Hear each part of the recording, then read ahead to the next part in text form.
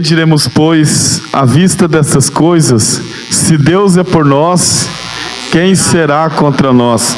Aquele que nem mesmo seu próprio filho poupou, antes o entregou por todos nós, como também não nos dará com ele todas as coisas? E quem intentará acusação contra os escolhidos de Deus, se é Deus que os justifica? E quem os condenará, se foi Cristo quem morreu, ou quem antes ressuscitou dentre os mortos, o qual está assentado à direita de Deus e também intercede por nós? Quem nos separará do amor de Cristo? Será a tribulação, a perseguição, a nudez, o perigo, a espada ou a fome? Como está escrito: por amor de ti somos entregues à morte todos os dias. Fomos reputados como ovelhas para o matadouro. Mas em todas estas coisas, somos o quê? Somos mais do que vencedores por aquele que nos amou. Porque estou certo que nem a morte, nem a vida, nem os principados, nem a potestade, nem o presente, nem o porvir, nem a altura e nem profundidade, e nem uma outra criatura poderá nos separar do que, gente? Do amor de Deus que está em Cristo Jesus, o nosso Senhor. Então, com esse trecho sagrado, os cumprimento com a gloriosa paz de Jesus. Amém? Olha, eu preguei no asilo, o amém foi mais forte, hein? Vamos lá, 1, 2, 3. Só os alegres digam amém. Amém. Só os vitoriosos digam aleluia. Aleluia. Só os mais que vencedores digam glória a Deus. Olha aí, você já abraçou a pessoa que está ao seu lado? Diga assim: que bom que você está aqui, que alegria, né, desse seminário maravilhoso, né, que Deus preparou esta noite. Podeis assentar. Gostaria de agradecer a Deus e honrar, né, a pessoa do nosso querido pastor presidente, pastor Sinei Félix. Com certeza que ele deve estar assistindo, a irmã Clarice, pastor presidente, na pessoa do meu querido pastor Natalino, irmã Maria. Que bênção, né? Que alegria estar aqui, presidente Joana Lodiana. Lodiana é uma irmãzona, uma bênção de Deus da minha vida, toda a família. Estou muito feliz, muito grato a Deus por esta oportunidade. Deus abençoe toda a equipe, coordenação, líder dos jovens aqui da sede também, que é o diácono Senhor, Adonai. Adonai. Deus abençoe. E aqui a irmã Miriam, meu querido pastor Claudemir. Meu Deus, estou feliz demais. Está aqui pastor Ezequiel. Que benção, né?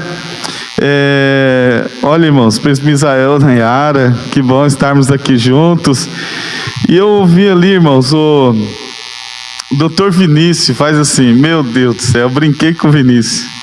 Ele era grandão, era pequenininho, né? Não, ele era pequenininho, eu era grandão. A gente, tá o Diego ali, meu Deus do céu, cadê o Diego? Tá? Eita, você que tinha sido arrebatado. Você me deu um susto agora, Diego. Estava aqui e vê aí o pastor Leandro, Viviane, né? Presbítero Leandro, Viviane, pastor Elias. Que bênção, que alegria. Shakespeare, ele diz que nenhum caminho é longo demais quando a gente está com pessoas que a gente ama, que a gente tem um carinho especial. Deus abençoe. Tá a esposa do presbítero Leandro, né, Viviane? Deus abençoe, tá? Estamos gratos a Deus por essa tão maravilhosa, imprescindível oportunidade. E nós vamos falar de um tema muito abençoado, sobre propósitos, né? Eu vim falar aqui mais, assim, no meu coração, de algumas coisas que eu aprendi, que eu convivi aqui na cidade de Indianópolis. A Ludiana era nossa chefe aí, lembro daquelas apresentações dos teatros que a gente fazia, o Jogral. Meu Deus do céu, eu me lembro que a gente evangelizava em Indianópolis ali todinho, São Manuel, e era uma benção nossa época, assim, mais novinho um pouco, né? Vou falar de jovem, não, nós somos jovens, né? Então, eu estou grato a Deus, porque isso formou em mim um caráter, assim, uns princípios que me levou a conquistar muita coisa boa na minha vida. Eu queria passar isso do coração para todos os jovens que estão aqui. Qual o caminho dessa vitória? Muitos jovens, eu ando muito, viajo bastante, e eles sempre perguntam, os jovens, moças e rapazes, sempre fazem a mesma pergunta: pastor, como saber, como trilhar esse caminho, como ser um vencedor, como que eu posso chegar um dia, olhar para trás e falar assim: eu consegui viver de verdade, eu consegui encaixar minha vida com os propósitos de Deus. Então eu vou passar aqui esses princípios, e eu escolhi na Bíblia um personagem que vai encaixar, Lordiane, certinho com isso, que é Daniel, profeta Daniel. Então eu quero ler um texto, o Renan vai colocar para a gente, eu vou passar aqui para vocês.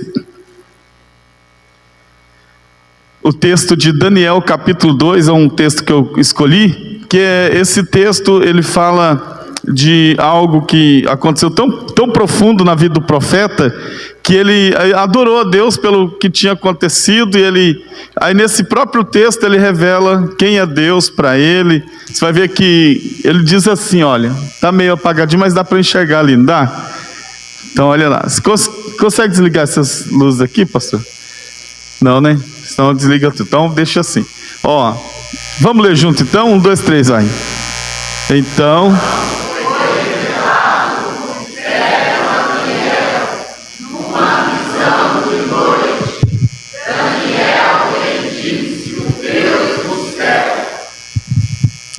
Vamos colocar o outro agora, então, vai. Vai, 1, 2, 3. Isso, obrigado. Disse, ficou melhor, não ficou? Vamos lá, 1, 2, 3, vai. Disse Daniel: seja bendito o nome de Deus, de eternidade a eternidade, porque dele é a sabedoria e o poder. É ele. Olha aí, ó.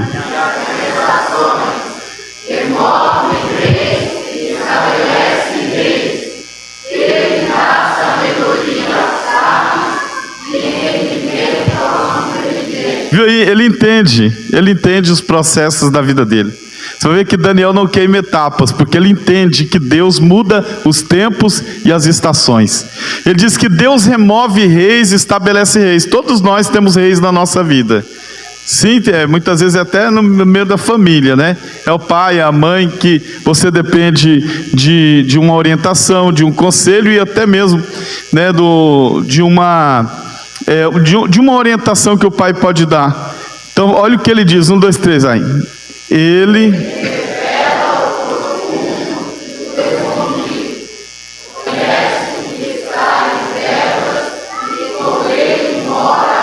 Olha aí, Daniel chega no momento que ele entende Deus, ele compreende o trabalhar de Deus, porque os teólogos da Idade Média, quando iam se referir a Deus, eles se referiam a Deus como Deus abscôndido. Diga assim, abscôndido. Abscôndido é um Deus assim que se revela e depois se esconde e depois volta de novo. Eles diziam que a angústia da maioria dos teólogos da Idade Média é que pelo fato deles buscarem tanto, pesquisarem tanto, se aprofundarem tanto, eles diziam, tu és um Deus abscôndido. Daniel, ele entende que Deus revela o profundo, o escondido, conhece o que está em trevas e com ele mora a luz. Vamos ler junto essa frase? 1, 2, 3. Aí. É preciso...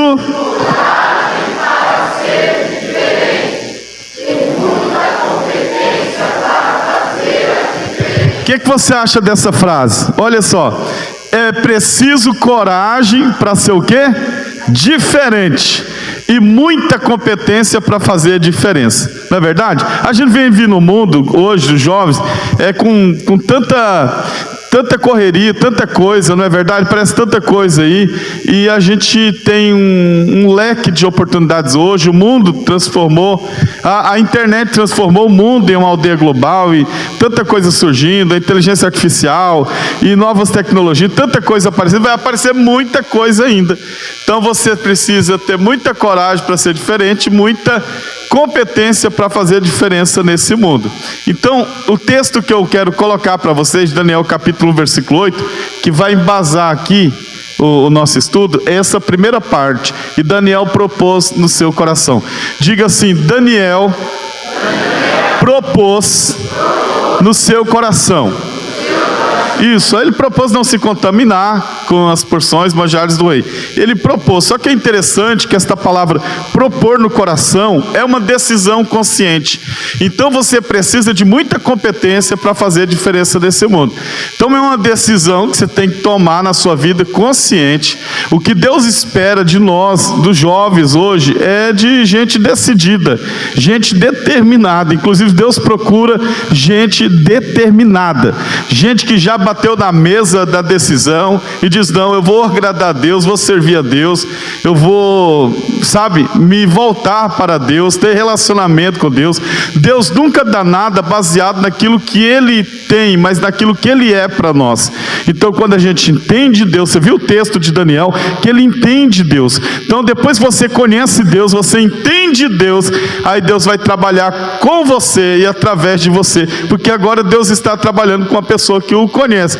Então, gente decidida, determinada, e essa palavra propor no coração é uma coisa assim, intencional. Ele colocou no coração com base em convicções, com base em sentimentos pessoais que ele tinha com esse relacionamento. Então ele propôs, ele disse: não vamos nos contaminar. É uma pessoa decidida, e o coração, fala assim, coração, né? O coração em hebraico, ele é uma expressão usada leve, é com B, mas o B e o V no hebraico ele se parece muito na pronúncia. Leve quer dizer coração. E em grego é cardia, né? Coração, cardia. Então, quando a Bíblia fala muitas vezes do coração, está falando de uma maneira poética. Claro que o coração é um órgão que bombeia sangue 72 vezes por minuto, né? Circula no nosso corpo, levando substâncias nutritivas para as células, renovando as células. Então, ele circula no nosso corpo, né? Ele vai circulando. Temos 68% de água, 20% de carbono, 600 de oxigênio, 200 de nitrogênio, 400 de outros elementos. Temos átomos, são pequenas partículas que possuem eletricidade, genoma, cromossomos, ácidos nucleicos. Nós temos 6 a 7 litros de sangue, nós temos 208 ossos. Então essa constituição, tato, visão, paladar, olfato e audição, 5 sentidos, fazem parte dessa constituição humana. Mas quando a Bíblia fala de coração, a Bíblia está falando de algo assim, do cérebro, de algo muito consciente. E a Bíblia fala de uma maneira poética, porque fala do coração físico, fala do coração psicológico, fala do coração religioso. Então quando a gente fala: ai meu coração, ai senti uma dor no meu coração, né? As pessoas usam, mas de uma maneira poética, para a gente entender, porque o coração é o centro da vida.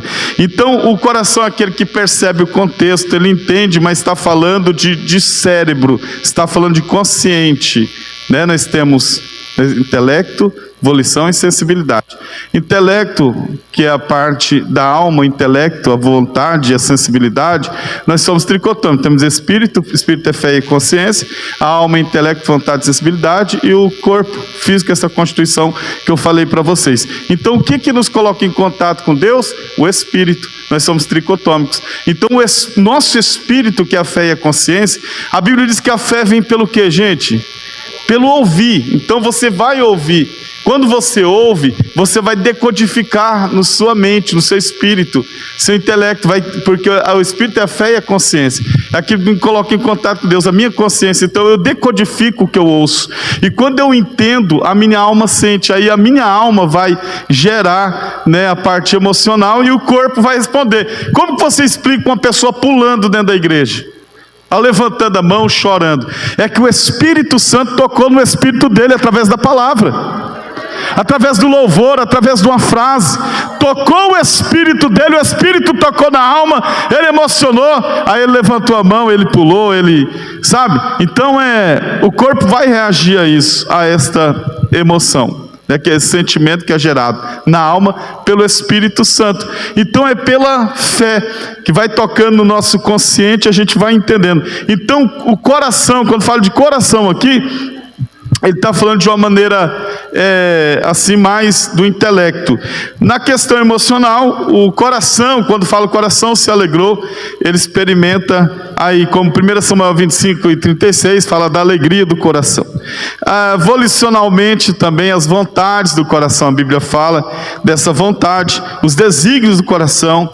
Por exemplo, moralmente, o coração pode ser gentil, o coração pode ser humilde, mas está falando de um estado, né, de espírito. Tem uma ênfase das Escrituras.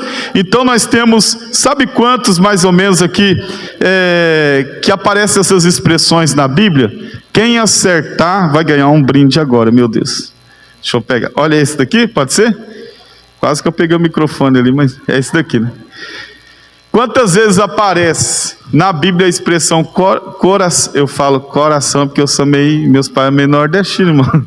Eu peguei o jeito nordestino, coração. Vamos lá. Quantas vezes aparece? Quantos que você acha? Vamos lá, vocês falar tudo junto, eu não entendo, gente. Hã? 60? Vai, 10, ixi. Mais.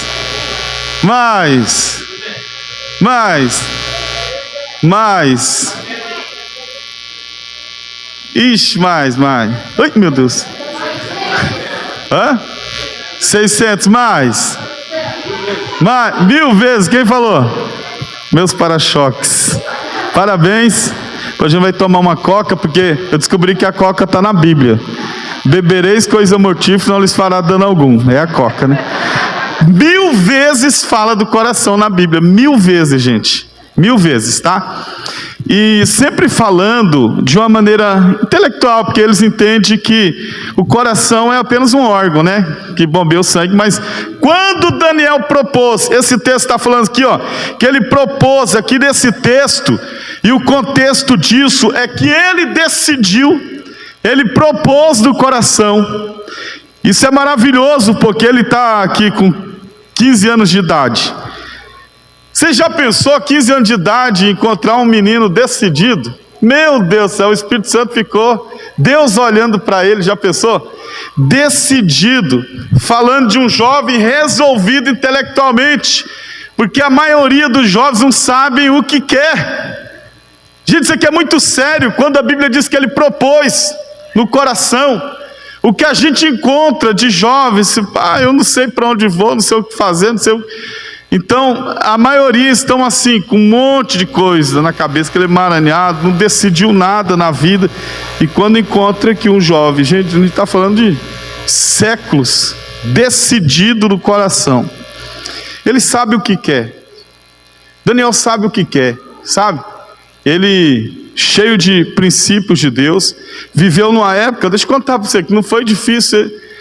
O momento que ele viveu era complicado, então para ele escolher um caminho para a vida dele, sabe, uma direção para a vida dele, não foi fácil, porque a época que ele viveu, gente, foi uma época crucial da história. Olha aí, esta época foi uma época crucial, a história de Judá, Reino do Sul, aqui é o cativeiro, ele vive nesse período.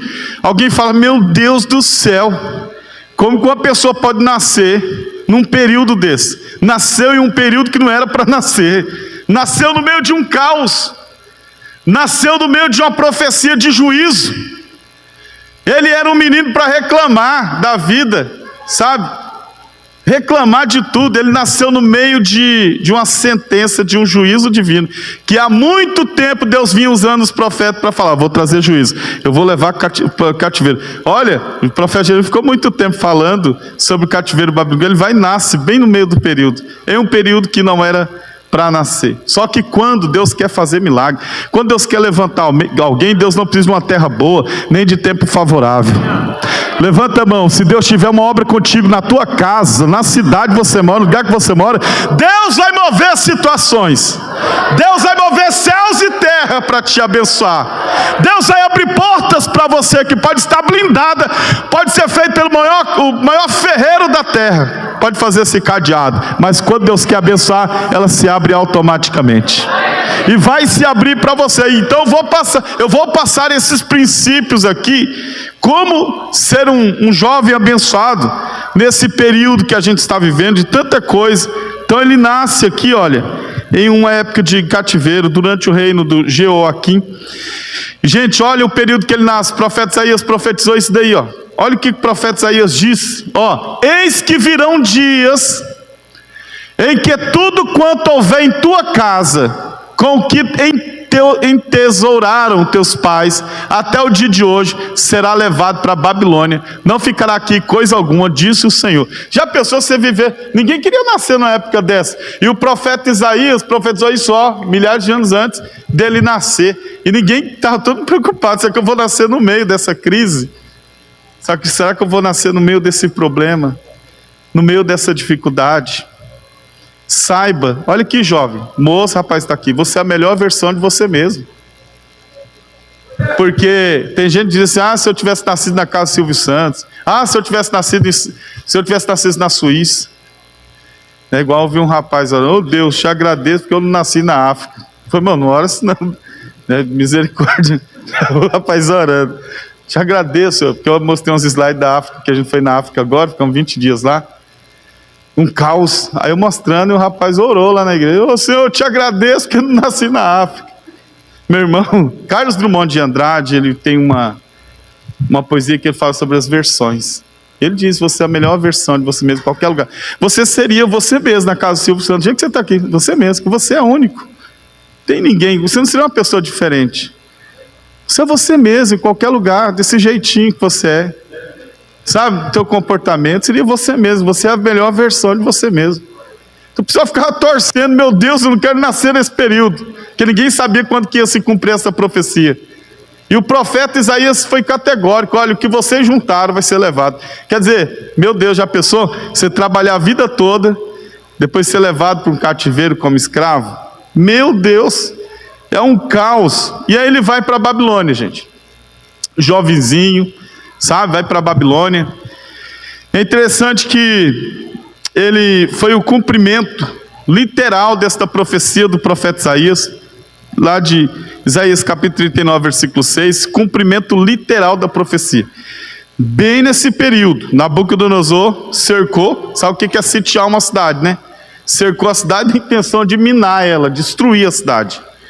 Ele cercava a cidade, porque a cidade era murada, então o pessoal tinha que sair para plantar, para colher.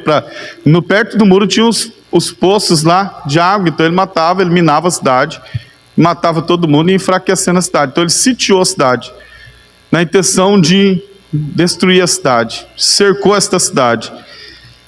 Isso foi no ano 605 a.C. Ele levou para a Babilônia 75 jovens. 75 jovens eles levou. Por quê? A política de Nabucodonosor é a mesma política que os Estados Unidos fez com a África, que a Alemanha fez essa política também, de levar as melhores cabeças. Eles sempre usam essas estratégias. Por exemplo, por que o Haiti fica próximo aos Estados Unidos, se eles têm uma descendência dos africanos, os haitianos? Porque os Estados Unidos, quando foi para a África, eles levaram as melhores cabeças, levaram os professores para os Estados Unidos. É por isso que tem um Haiti, que são descendentes. O pessoal, quando fala haitiano, acha que é africano. Na verdade, estão pertinho dos Estados Unidos. A Alemanha fez isso, vários países fizeram isso. Leva as melhores cabeças para passar as informações, a cultura, para que esses jovens venham crescer e prosseguir com essa cultura para frente. Então, uma estratégia de guerra que eles usam. Então, veja essa informação aí. Gente, 25% da população de Judá foi deportada. Que a gente acha, Misael, que é todo mundo que foi. Só foi 25%. Aí teve 3 levas. Olha lá, 4.600 pessoas. Quantas que eu falei?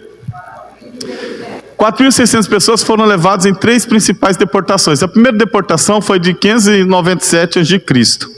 Foi nessa deportação que Daniel foi, a primeira, na deportação. Ele pegou os menininhos tudo, jovenzinho. Olha lá, ocorre após o cerco de Jerusalém, a elite política, eclesiástica, intelectual de Judá, sendo levado para a Babilônia. Depois teve uma segunda deportação no ano 586 a.C., após a destruição de Jerusalém, mais pessoas são levadas cativas.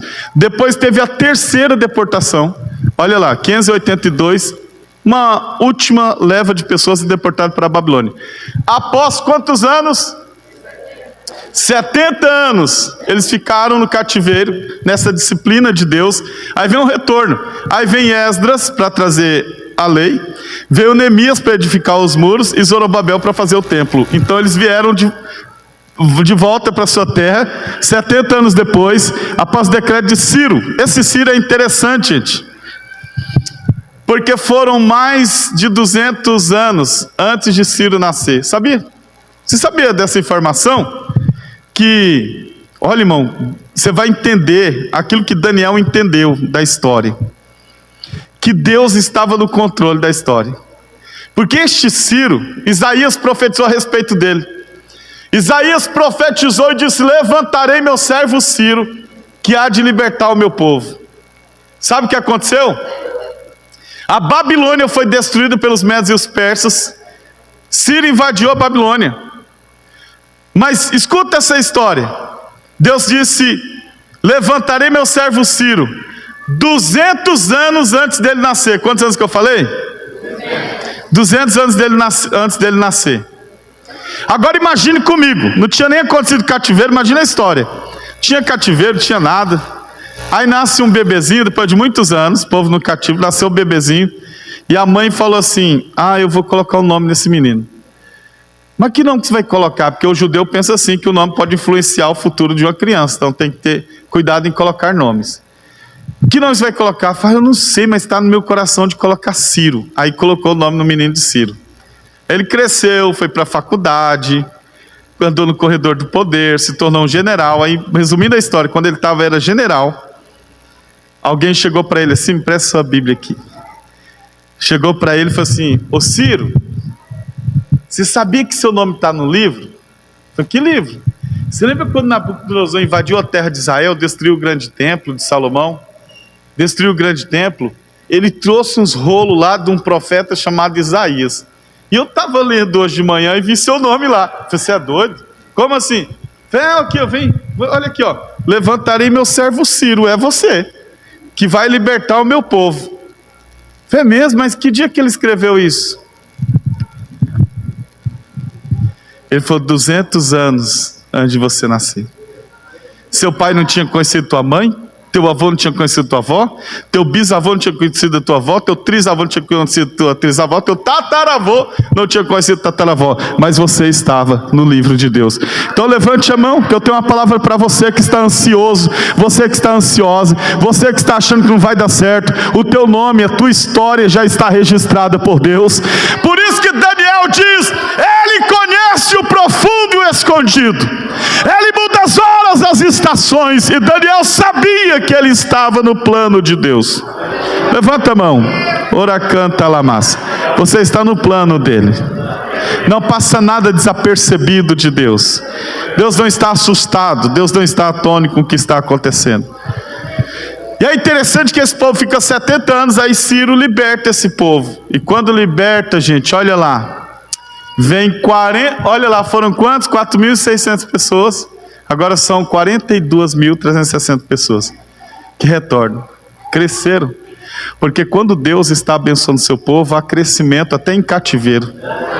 Levanta a mão, porque essa luta que você está passando vai fazer você crescer. Esse problema é para te amadurecer. Esta prova é para aprovar você. Olha, irmão, Jesus dormindo no barco tem mais poder que o diabo acordado.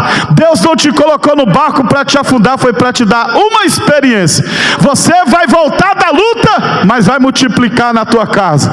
Você vai voltar do problema, mas vai voltar abençoado por Deus. Porque enquanto Deus estiver com você, vai ter crescimento até no cativeiro. Deus faz prosperar. Então esse povo volta. E é interessante, olha, que Daniel, ele teve uma juventude exemplar. Exemplar por quê? Porque Daniel era um jovem humilde, temente a Deus, era um jovem fiel.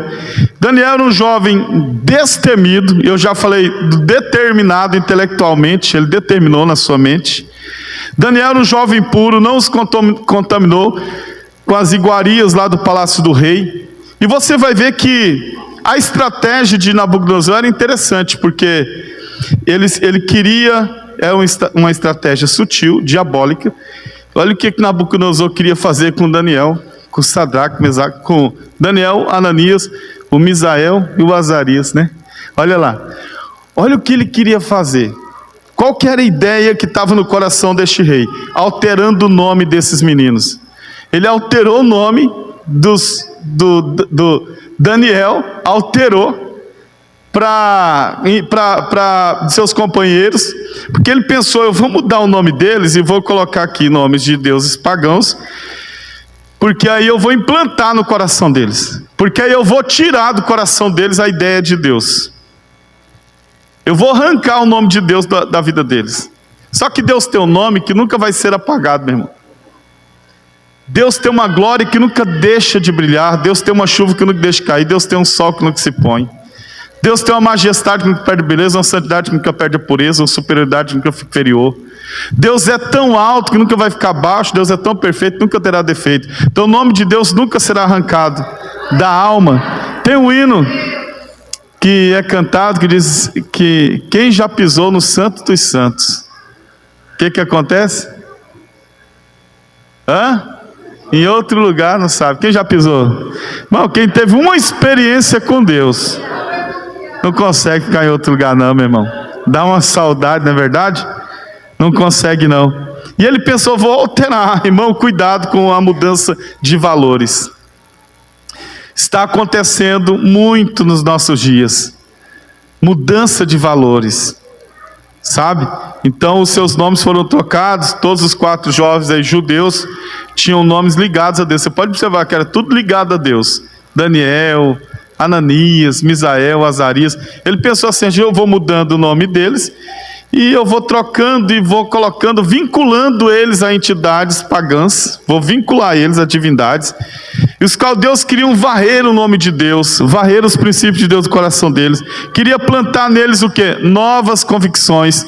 Queriam implantar neles novas crenças. Veja se não é isso que está acontecendo dentro da faculdade, dentro da universidade, dentro das escolas. Meu Deus, eu dou aula, né, na Unifates. Eu vi minha vida praticamente foi tudo dentro da faculdade. Então eu sei um pouquinho o que eu estou falando. Convivi muito dentro da universidade. Andei muito dentro da universidade. E lá muitos professores querem arrancar do coração dos jovens, plantar convicções novas, novas crenças, sabe? Colocar em dúvida a sua fé e os valores. E ele quis mudar o nome deles com esse objetivo. E o mundo quer fazer isso com a gente sempre, tirar de nós isso daí, modificar, quem sabe os hábitos, né? Modificar os hábitos. Pastor, mas qual foi a estratégia de modificar os hábitos dele? O que ele queria com isso? Ele queria então, através do alimento, tentar produzir um novo prazer. Ele queria produzir neles um novo gosto, uma coisa diferente para a vida deles, para aqueles meninos. Isso é interessante, eu fico maravilhado com a vida desses meninos. Que eu estou falando de gente aí de 13, 14, 15 anos, adolescente, passando pela fase da adolescência. De adolescência vai até 21 anos, mas ele está passando pela fase da adolescência para a juventude. Queriam anular a fé a partir do isolamento, do convívio da gente. Sabe? Convívio da gente, ou seja, aproximar eles. Vamos aproximar eles dos astrólogos. Olha, irmão, é muito sério. Vamos colocar eles pertinho de astrólogos. E a gente vai implantar algo diferente na alma desses jovens. E eu quero ver no que vai dar. E eu me lembro de um ator de Hollywood que estava entrando dentro no apartamento, no elevador, né? Ia para o apartamento. Uma moça veio correndo para pegar um autógrafo. E disse assim para ele, você é fulano de tal? Ele disse assim, só quando estou sozinho. E é verdade. Quando seu pai não está perto, sua mãe, pastor. Quando você está longe de casa, sabe? Quilômetros. Você é você mesmo quando você está sozinho. O que vai falar ali é o seu amor a Deus, sua fidelidade, seus princípios, aquilo que foi implantado no coração deles. É isso que vai falar muito alto. Quando você é livre, quando não tem ninguém perto, ninguém te conhece. Você está em outro lugar, ninguém te conhece. O que vai falar mais alto ali no seu coração? É sobre isso que Daniel revela para a gente. Você só é você mesmo quando você está sozinho. E ele pensou, vamos isolar eles então. Agora a gente vai anular a fé deles, porque além da gente tirar do colo da família, a gente tira ele do colo do pai e da mãe, e a gente aproxima eles de astrólogos, de gente pensando em outras coisas. E Daniel sabia que se ele assumisse aquela cultura, com o tempo, ele se tornaria inimigo de Deus. E o que a Bíblia fala a respeito disso? Lá em Tiago 4,4, infiéis. Olha aí, infiéis. Não compreendeis que a amizade do mundo é inimiga de Deus? E aquele, pois, que quiser ser amigo do mundo, constitui-se inimigo de Deus. A Bíblia chama de infiéis. Então Daniel, ele sabe que se ele assumisse aquela posição, ele se tornaria um inimigo de Deus. Irmão, você pode ter o Bin Laden, Saddam Hussein, você pode ter o Trump como seu inimigo. Não tenha Deus como seu inimigo. Não tenha Deus como seu inimigo. E ele sabia disso. E aqui vai um conselho: cuidado com as iguarias deste mundo. Você, jovem, adolescente, jovem, que está aqui, moço, rapaz, cuidado com as iguarias desse mundo. Porque as maçãs do diabo, elas são muito lindas, mas tem bicho dentro delas. Tem bicho dentro delas, sabe? Muitas vezes a gente vai concedendo, vai abrindo espaço, e a gente vai permitindo, e o diabo, ele mora na porta da necessidade.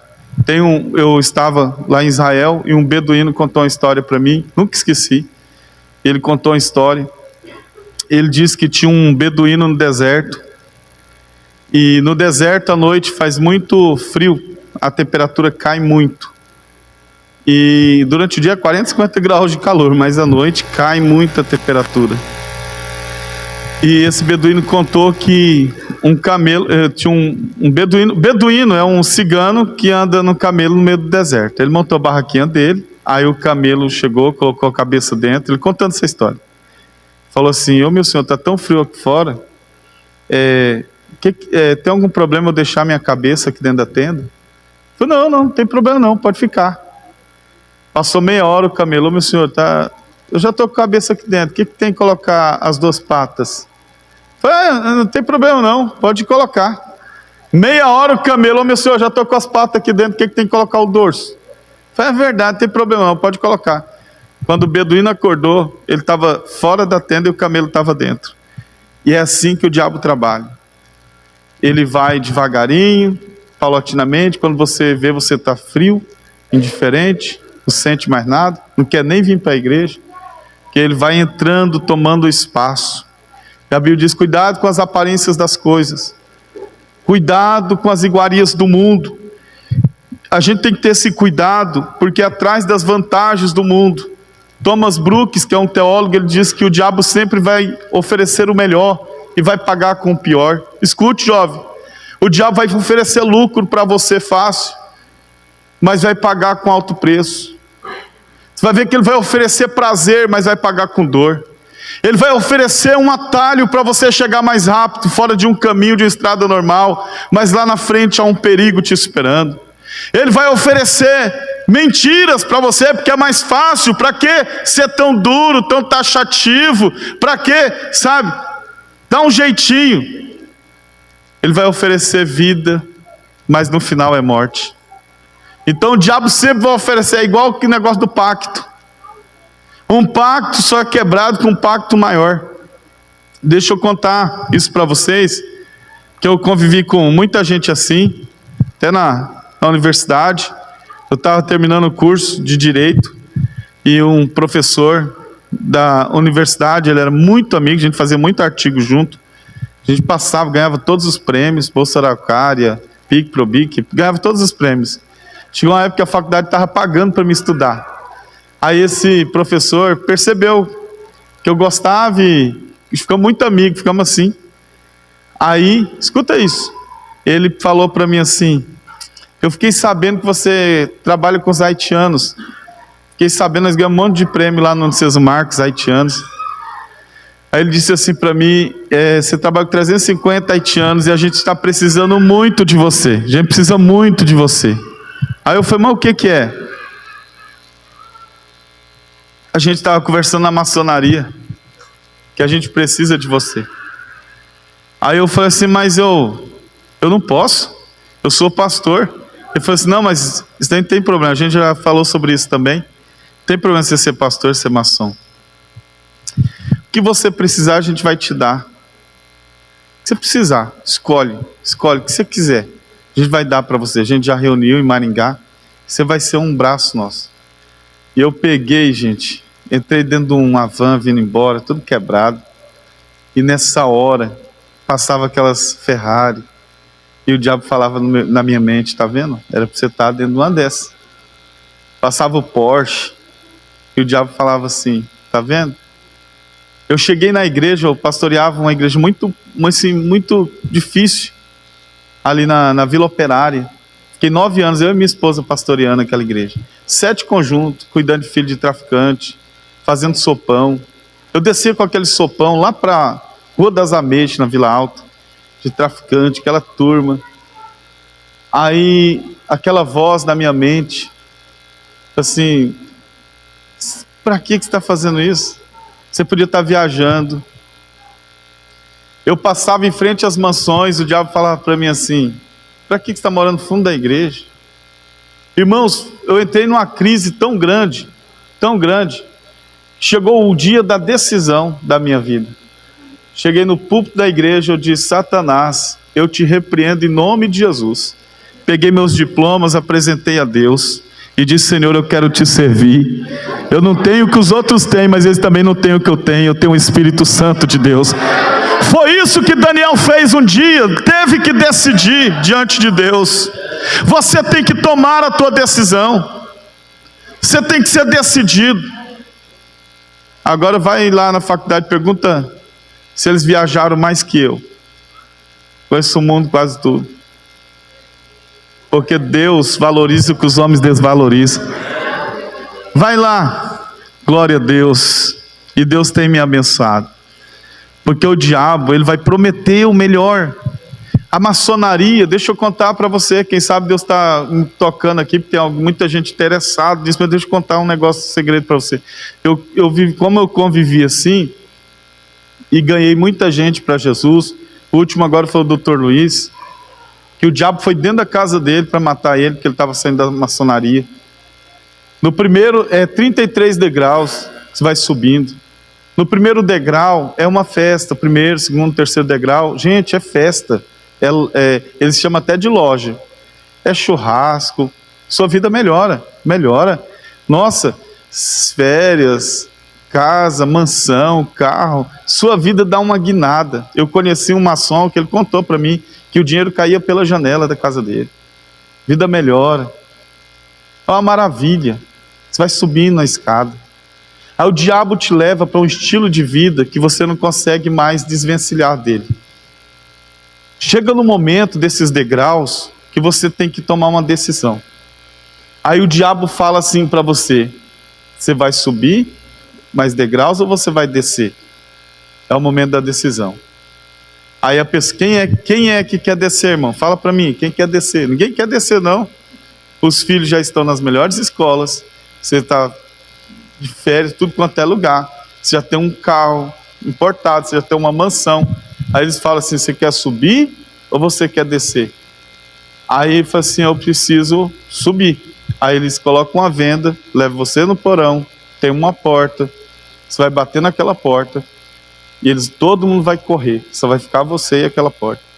E você vai ouvir uma voz: quem é um circunciso, desgraçado que está aí? Aí a pessoa tem que falar o nome. Acontece isso mesmo, acontece isso que eu estou falando. Falar o nome: sou fulano de tal. Seu miserável, o que você quer? Você quer subir ou você quer descer? Uma voz horrível do outro lado falando. A pessoa: eu quero subir. Você quer subir? Então o que você tem para mim? Irmãos, vai o filho, vai a esposa, vai tudo que você tem, pai e mãe. Você chega lá no topo, mas chega sozinho, miserável. Você ganha um mundo, mas perde a sua alma. Você ganha um mundo, mas perde tudo que você tem. E o diabo, ele vai oferecendo e vai arrancando de você tudo que você tem. Cuidado com as iguarias do diabo. Deixa eu falar uma coisa para você. Tem igrejas aí que o pastor amarra o diabo, ele põe a mão para trás. Tem igreja que faz um teatro. Na verdade é um amarrando o outro ali. Porque se você não viver a verdade, não ser decidido com Deus, pode amarrar o diabo 1000 vezes e vai pular de alegria. Você tem que ser decidido como Daniel, decidido com Deus. Tem um monte de gente amarrando o diabo, irmão. E o diabo está aí, está solto aí, né? Todo dia está amarrando o diabo, fazendo tanta coisa, aquele teatro. Você expulsa demônio, não é só falando sai em nome de Jesus, não. Você expulsa o demônio sendo decidido com Deus, sabe? Sendo decidido. Não vou abrir concessões para o diabo, não. Na minha vida, não. Aqui não, Satanás. Eu sou de Deus, sabe? E o diabo vai se afastando da vida dessas pessoas. E as pessoas não entendem que um pacto só é quebrado com um pacto maior. Irmão, o rapaz fez uma macumba para namorada, acendeu uma vela. Aí depois, falou: não, eu vou fazer agora do sapo. Aí ele coloca o nome da boca do sapo. Agora eles estão inteligentes agora, que eles não estão mais costurando, estão colocando super bonde, né? Na boca do sapo. Esse dia uma irmã tinha um sapo dentro do armário dela, grandão, pastor Miriam, colado da boca do super bonde. Eu falei: não toca neles, é um objeto que o seu nome está dentro. E ela foi lá, depois abriu, estava o nome da irmã. que é um objeto de macumba, destruiu o lar da irmã, dentro da boca do sapo. Depois do sapo, vamos fazer da galinha. Acho que eles estão fazendo caldo quinor, que a galinha tá cara, né? Mas, gente, ele faz da galinha, que a galinha é maior que o sapo. Aí depois eles fazem não, vamos fazer do bode, que o bode é maior que a galinha. Ah, vou fazer do boi, que o boi é maior que o bode. Você viu que o pacto ele tem que vai aumentando até chegar em sacrifícios humanos. Aí eles entendem que eles fizeram tanto pacto que eles não conseguem, eles estão com aquelas amarras invisíveis do destino. Mas aí vem Jesus e quebra todos os pactos, meu irmão. Aí quando você se volta para Jesus, Ele lança por terra todo o pacto que você fez na sua vida, porque o pacto do sangue de Jesus, a aliança com Deus, é maior que tudo. E Daniel, ele disse, não, eu vou ser decidido com Deus, vou ser determinado com meu Deus. Não se mundanizou, teve coragem para ser diferente, com 15 anos, e muita competência para fazer a diferença. Muita competência. Pode observar, essa frase parece de Daniel. Muita competência para fazer a diferença. Então, veja, vamos lá. Esse é o panorama que eu estou contando da história de Daniel. Mas vamos ver agora, então, o que Deus fez com Daniel. Porque Daniel fez a parte dele, sim ou não? Então diga para alguém, faz a tua parte. E Deus vai fazer a dele. Faz a tua parte. Você não quer ser feliz? Quem quer ser feliz? Irmão, todo mundo quer ser feliz. Você sabia que até o suicida quer ser feliz? Ele só não conseguiu encaixar a vida dele. Mas até a pessoa que vai cometer um suicídio, ele está se encontrando. Até ele quer ser feliz. Então todos nós queremos ser realizados. Todos nós queremos casar certo. Todos nós queremos.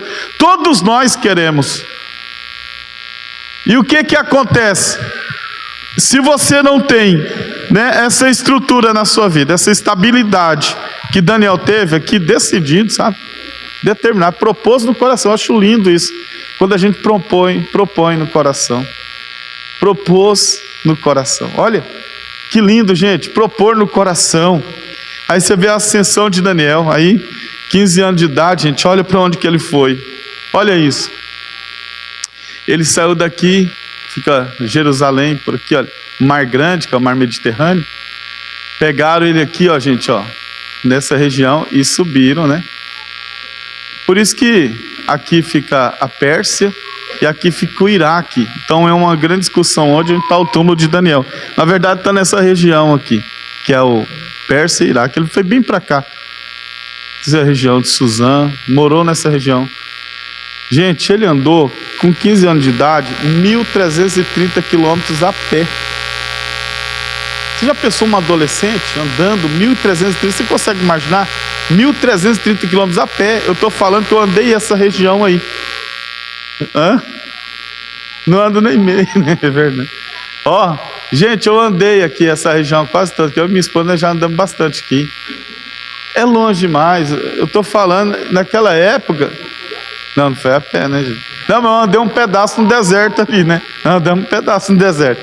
Mas, gente, ó, hoje tem asfalto, mas naquela época já pisou pedra. Dormindo, gente, ó, eles paravam no lugar, dormia, continuava o percurso. Não tinha almoço, café da manhã, almoço, essas coisas não. Ele andando 1.330 quilômetros, no coração dele dizia: eu vou ser fiel a Deus. Eu não sei para onde eu estou indo, nunca vi esse lugar, mas eu vou determinado no meu coração a honrar o meu Deus.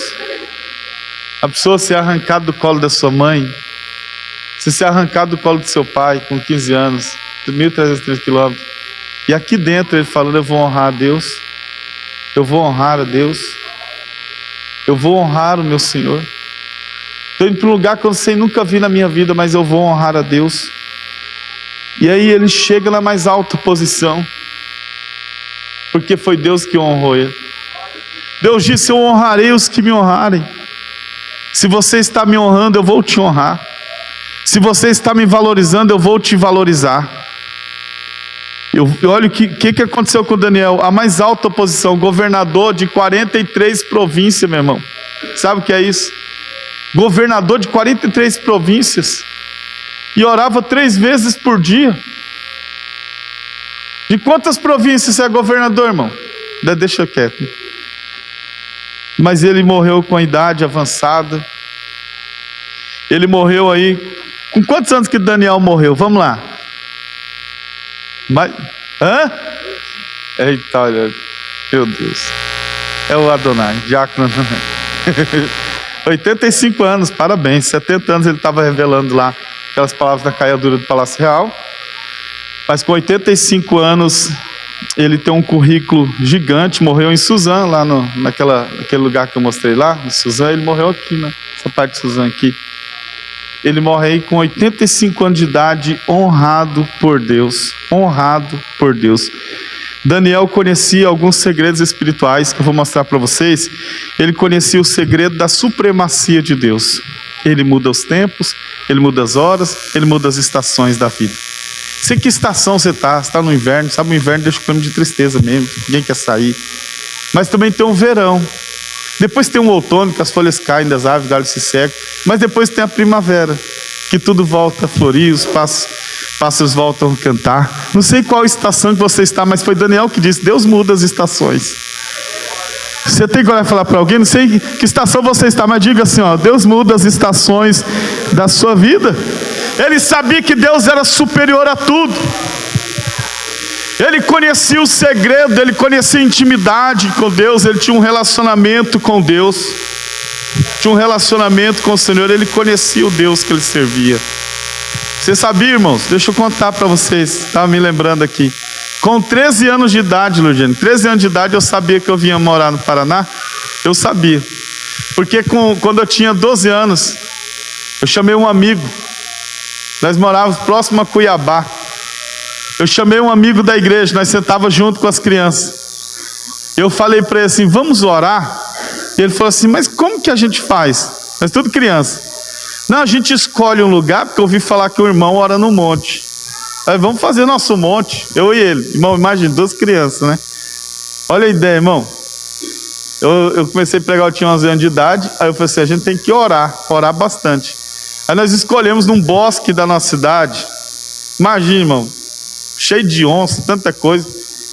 E a gente fez um lugar lá, foi durante o dia, nós limpamos aquele lugar. Então a gente vai vir orar aqui durante essa semana. Eu tinha de 12 para 13 anos. Cheguei lá, eu e o Elvis. Aí o Elvis levou umas velas. Mano, parecia macumba, né? Orar de noite, vela. Aí não tinha lanterna, não tinha nada, levou umas velas lá. Ele acendia, nós pegava a harpa e cantava uns 10 hinos da harpa. Cantava 10 hinos da harpa. Foi na segunda. Aí a gente lia um capítulo da Bíblia, ele dava uma palavra, depois eu dava uma palavra, no meio do mato, no escuro. Eu fico imaginando Deus olhando do céu aquela cena, eu e ele lá, no meio do mato. Irmão, meia-noite, 11 horas, meia-noite. Aí a gente orava um tempo, 1 hora ali e voltava para casa. Isso foi segunda, terça, quarta, quinta, sexta-feira. Eu falei para ele assim, quando nós terminamos tudo na sexta-feira, nossa campanha, eu falei para ele assim: Elvis, eu pensando na minha mente, nossa, a gente orou todas as semanas, não sentiu nada, não sentimos nada, só cantamos, só oramos, só lemos a Bíblia, não sentimos nada. E eu falando com Elvis, eu ouvi uma voz, e a voz começou a falar comigo: eu vou tirar vocês dois do estado do Mato Grosso e vou levar vocês para o estado do Paraná.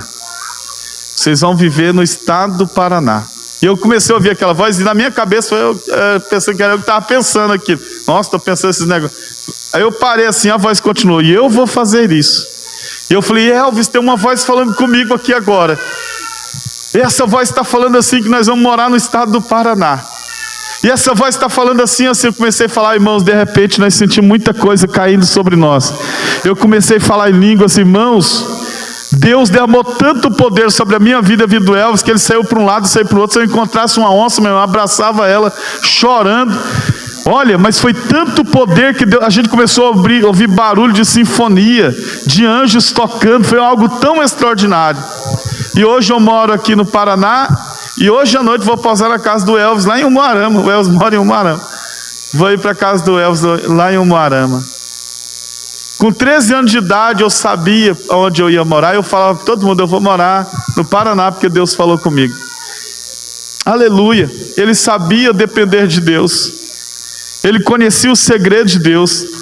Olha que interessante, ele apresentava a Deus os seus sonhos. Isso eu acho maravilhoso, sabe? Olha lá, dava tudo certo, meu irmão.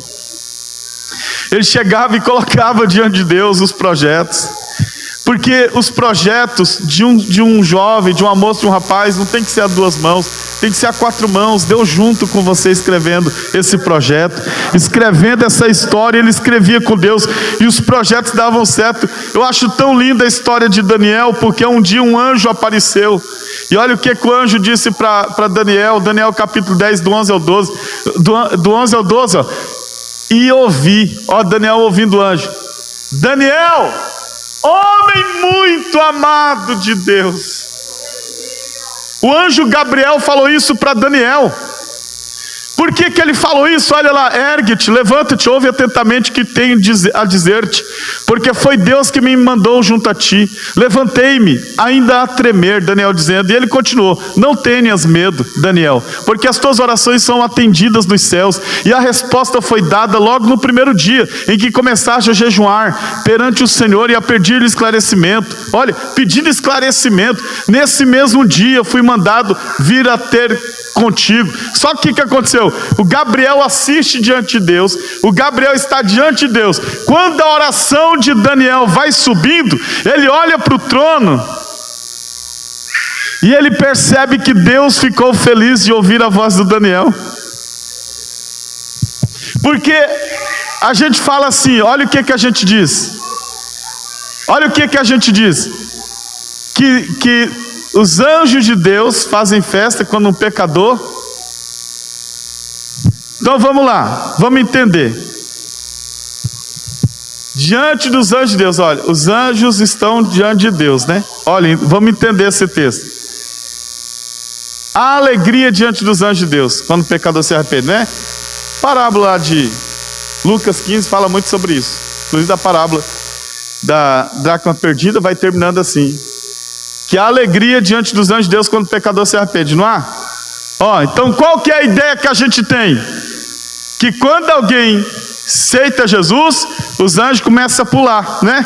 Há alegria diante dos anjos de Deus quando o pecador se arrepende. Mas olha aqui, irmão, há alegria diante dos anjos de Deus.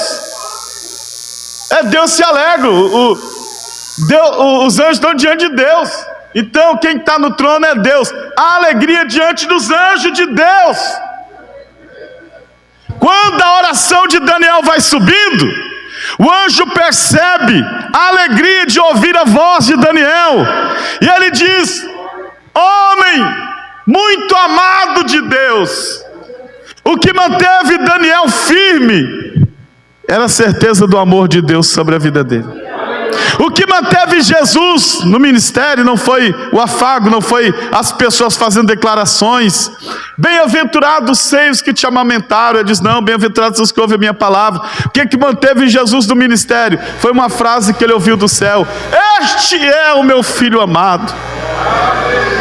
E eu estou alegre, estou satisfeito. Levanta a mão, você é amada. Você é amado de Deus. O que vai manter você de pé, o que vai manter você firme, é a certeza do amor de Deus por você.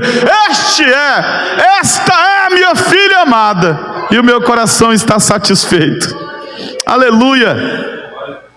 Você vê que ele percebe, Daniel percebe ali, que a oração dele estava subindo. Tu és um homem muito amado. Tu és um homem muito amado de Deus. Eu me lembro que quando eu terminei o curso de Direito, eu queria fazer uma pós-graduação. E a pós-graduação era no valor de um carro, né? Eu fui lá no site da faculdade do Unicesumar, estava olhando uma mira lá. Aí eu escolhi a pós. Aí, quando eu vi o valor, veio aquela vozinha, né? Isso aí não é para quem quer, não. Isso é para quem pode, né? Aí eu coloquei a mão no computador e falei assim: ô Deus, o Senhor podia me abençoar. Tem tanto ímpio fazendo aí. Só podia me abençoar.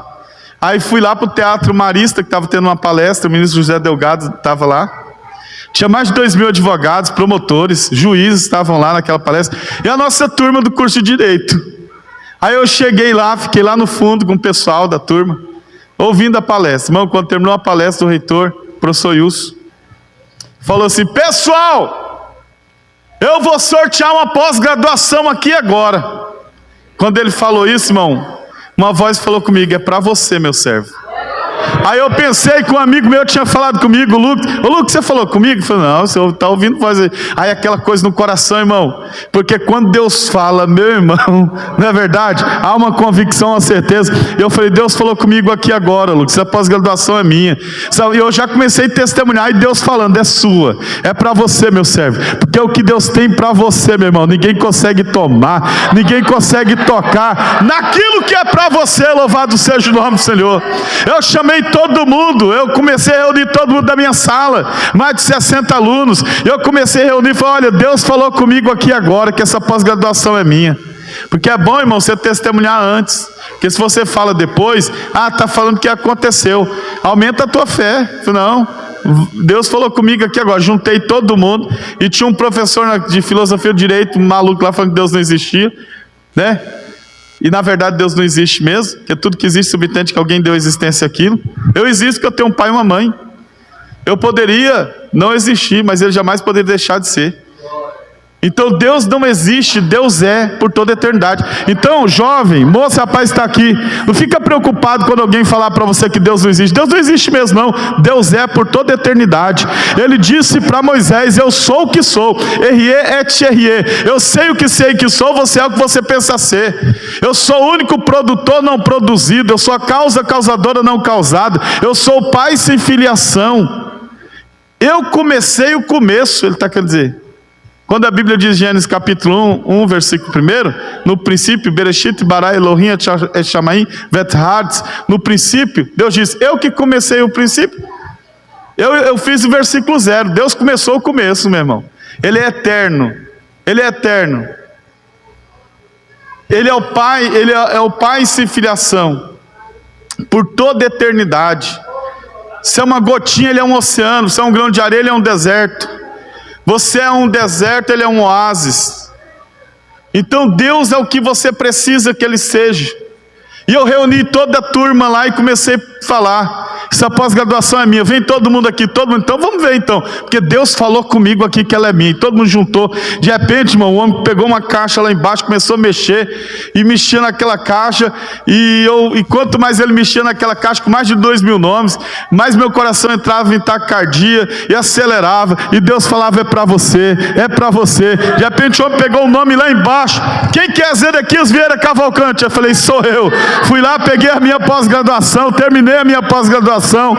Cheguei lá, irmão, todo mundo arrepiado. E os jovens olhando para mim e falaram assim: como que é isso? Fala, conta pra gente. Eu tive a oportunidade de pregar para eles. Teve um menino que me levou atrás do teatro chorando. Fala para mim como que é Deus. Mostra para mim como que Ele faz. Eu tive a oportunidade, porque a bênção, levanta a mão, essa bênção é só para você não. Essa bênção é para a tua casa, é para a tua história, é para a tua família.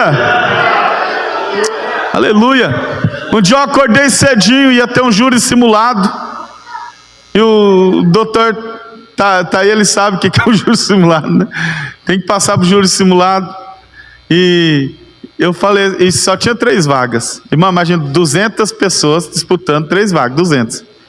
Eu acordei cedinho, falei com Deus: Deus, eu queria fazer o júri simulado, eu queria ser sorteado. Aí Deus falou comigo em casa: você quer? Eu falei: eu quero. Então coloca o terno. Irmão, eu fui de terno. Todo mundo foi de camiseta, eu fui de terno. Eu cheguei lá de terno assim, os meninos olharam para mim e falaram assim: ué, Zedequias, parece que veio para o júri. Eu falei: não, é que eu vou ser sorteado. Quê? Eu falei: rapaz, olha aí o tanto de gente, tem 200, o que é? Não, segura aí para você ver. Zedequias, eu tô indo aí.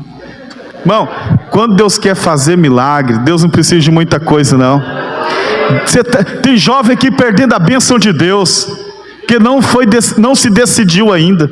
Está naquele, vou, não vou, com medo, olhando para a vida, esperando dias melhores, para começar a viver. Viva agora com Deus, honre agora a Deus, porque Deus vai honrar você, Deus vai te valorizar, Deus vai fazer coisas grandes na sua vida. E eu aprendo aqui com Daniel, Eu aprendo com esse jovem que se eu quiser ser um vencedor na vida, eu preciso de uma intimidade, eu preciso de um relacionamento, eu preciso me decidir, eu preciso ir para o altar do meu Pai, eu preciso ir para a presença dEle, porque a unção de Deus vai determinar a tua identidade, quem você é neste mundo. Enquanto você estiver aí, irmão, sabe, ocioso, procrastinando a vida, sabe, sendo espectador do cotidiano, contando as mesmas histórias para as pessoas, você não vai chegar a lugar nenhum. Deus quer determinar hoje a tua identidade. Quem você é? A quem você serve? Você já se decidiu? Se chegar um cara com uma bazuca, um metralhador, fala, eu vou matar um crente agora, irmão, vai ter até paralisia e sair correndo, porque não se decidiram. Identidade fala de características. Identidade fala de você ser diferente, de você ser único. É necessário uma identidade para que você possa cumprir um chamado. Escuta isso. É necessário uma identidade para que você possa cumprir o chamado que Deus te deu. Para que você possa cumprir uma vocação, é necessário você ter uma identidade. E isso começa de dentro para fora. Isso começa dentro do seu coração, como eu fiquei meses no meu coração, tendo que decidir algo, e a unção vai moldar você. Deus vai te dar uma identidade. Por onde você passar, as pessoas vão saber que passou por ali um homem e uma mulher que era assim inteiro diante de Deus, que tinha integridade. Eu aprendo com Daniel que esta unção também nos dá habilidade, não nos dá apenas identidade, mas Deus vai te dar uma habilidade. Sabe o que é isso? Olha para as tuas mãos assim, olha para as tuas mãos, o trabalho das tuas mãos, aquilo que você faz com as tuas mãos, meu irmão, ninguém vai fazer igual, ninguém vai fazer igual, vai ter uma habilidade. Pode copiar você, pode plagiar você, mas ninguém vai fazer como você faz, porque tem uma habilidade do Espírito. Deus vai te dar habilidade para aquilo que deseja o teu coração. Aonde você colocar as mãos, Deus vai colocar dele por cima. Vai ter uma habilidade de Deus. Deus diz, eu dei habilidade para Bezaleel para trabalhar. É Deus que dá habilidade. É o Espírito Santo, habilidade para os teus sonhos, para os teus projetos. Quando Deus te dá algo, irmão, é único. Não se parece com ninguém, é único. Você põe a mão, Deus põe a mão em cima. Lembra da lenda do rei Midas? Quem lembra da lenda do rei Midas? O rei Midas, tudo que ele tocava virava ouro, né? Se ele pegasse copo aqui, o copo virava ouro. Se ele pegasse o celular virava ouro. Então a lenda diz que era um rei que não podia gostar de ninguém, porque toda pessoa que ele apertava a mão virava ouro. Eu conheço um jovem que a vida é o contrário. Onde ele põe a mão acaba, irmão. Onde ele coloca a mão desintegra. Sabe? Mas Deus quer te dar uma habilidade. Deus, levanta a mão. Deus quer te dar identidade, Deus quer te dar habilidade. Mas uma coisa que Deus deu para Daniel nisso daí, deu para Daniel uma posição. A unção de Deus vai determinar não apenas quem você é, não apenas aquilo que você faz, mas a posição que você vai estar. É Deus que vai te honrar. Daniel nos mostra um elemento de separação. Ele se separa. Você já pediu? Quem aqui já pediu para Deus para ser usado? Já pediu? Então olha aqui para mim. Não fique triste você ficar sozinho. Não fique triste. Ai, estou abandonado, ninguém me ama, ninguém me quer, ninguém... Para com isso, irmão. Você pediu para ser usado. Se Deus quisesse que você ficasse lá, Deus tinha te deixado lá, Deus te tirou. Muitas vezes até do meio de convívio de gente que ia te atrapalhar. De família, quantos perderam até a família, Deus tirou de lá. Ai, só porque eu fui para a igreja, fulano não veio mais na minha casa. Você não pediu para ser usado? Ser usado é ser separado.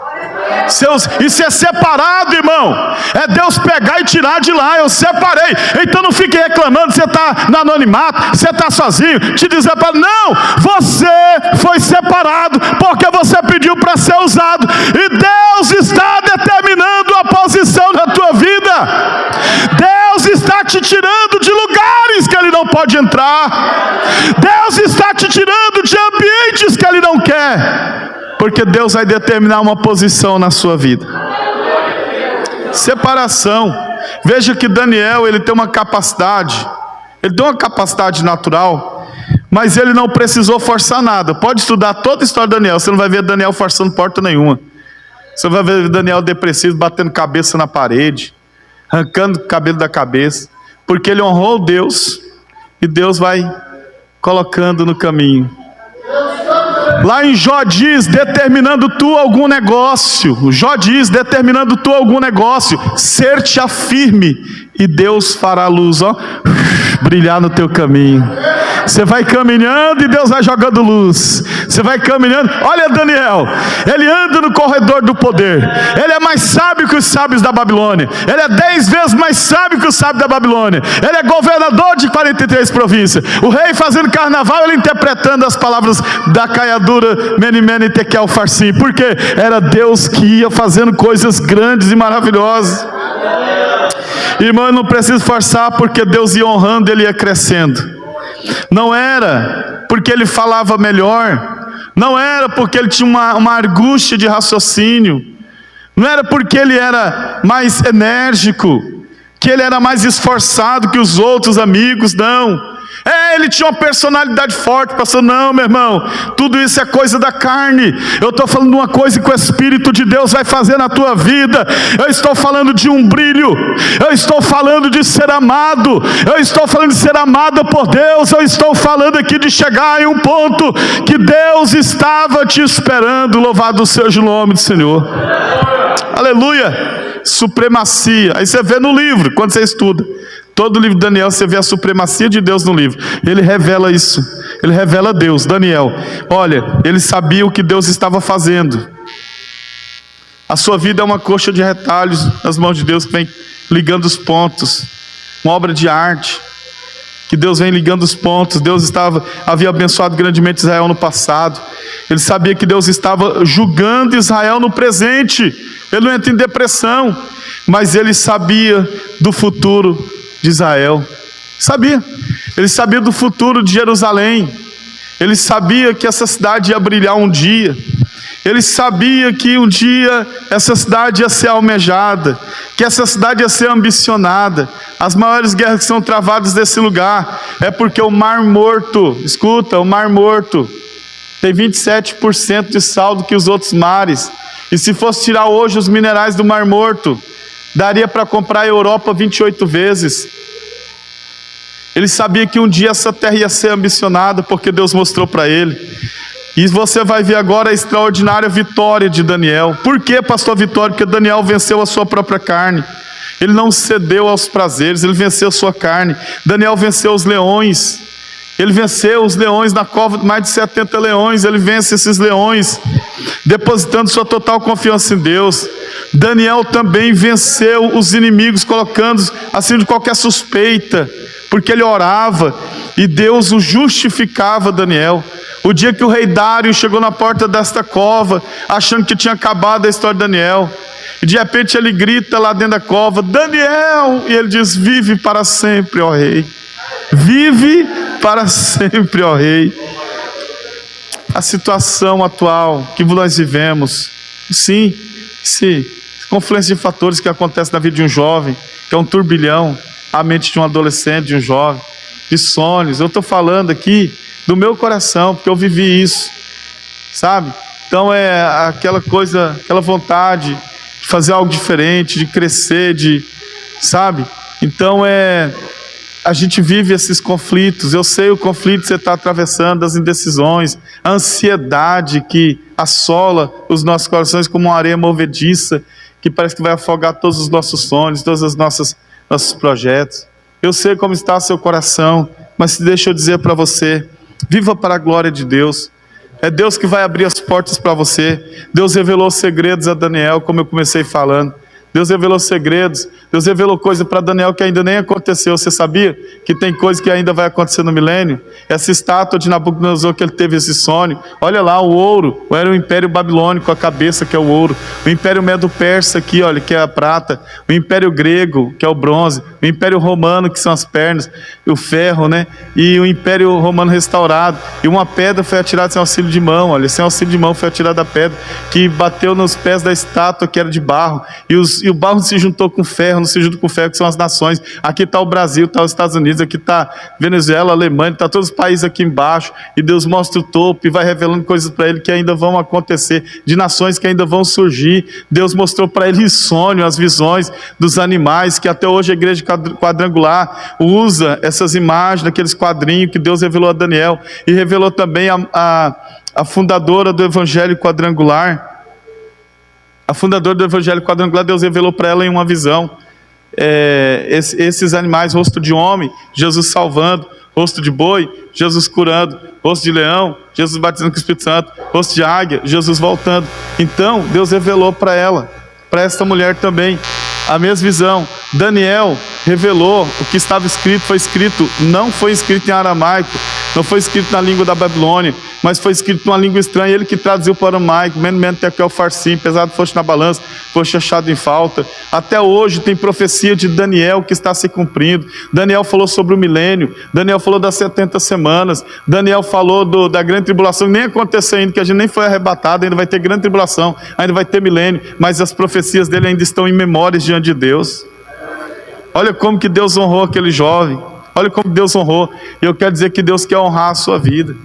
Espírito Santo de Deus, Espírito Santo de Deus, vai movendo agora, vai movendo com esse jovem, vai movendo com essa moça, com esse rapaz, vai movendo com esta família, vai honrando os sonhos aqui. Olha, Espírito Santo, quantos sonhos tem aqui, quantos projetos há aqui, Espírito Santo, vai tocando de maneira gloriosa, vai confirmando nesse coração, vai confirmando nesta vida agora. Eu profetizo sobre a tua vida agora, eu profetizo a glória do Senhor, o brilho de Deus que está descendo sobre você, o brilho de Deus que está descendo sobre a tua história. Recebe em nome de Jesus. Abre a tua boca e comece a glorificar, comece a exaltar. Oh Deus, vai tocando agora. Uracanta lá mastura e me canta lá mahai. Vai movendo, Espírito Santo, vai movendo, Espírito de Deus. E calamandará lá mastura e me canta lá mahai. Mas Deus está agindo aqui, o Espírito Santo está trabalhando aqui. Ora canta lá massuri, me canta lá mahai. Aleluia. Doutor Vinícius, olha aqui, Deus vai te levar além do que você está imaginando. Deus vai te honrar, Deus vai honrar você, Deus vai honrar jovens aqui, o Senhor vai levantar. Tem coisa boa de Deus, coisa grande chegando. O Espírito Santo está trabalhando aqui. Eu vejo tantos jovens que Deus vai te honrar, jovem. Eu vejo uma chamada na tua vida, eu vejo um fogo ardendo no teu coração. Deus vai te dar sim sabedoria que você pediu para ministrar a palavra. Você pediu, dá um abraço nele lá, aquele jovem ali, ó. Deus vai encher ele de sabedoria, de autoridade. Deus está levantando aqui, Ludiane. Deus está movendo, o Senhor está agindo aqui. Eu estou sentindo a mão de Deus aqui. Eu estou sentindo a mão de Deus aqui, olha, a mão de Deus. Aguenta firme, o Senhor vai honrar você. Honre a Deus e o Senhor vai fazer coisas grandes na sua história, vai fazer coisas grandes na sua vida. O Senhor te ama, Ele vai fazer coisas maravilhosas no seu coração, na sua vida. Glória a Jesus, aleluia.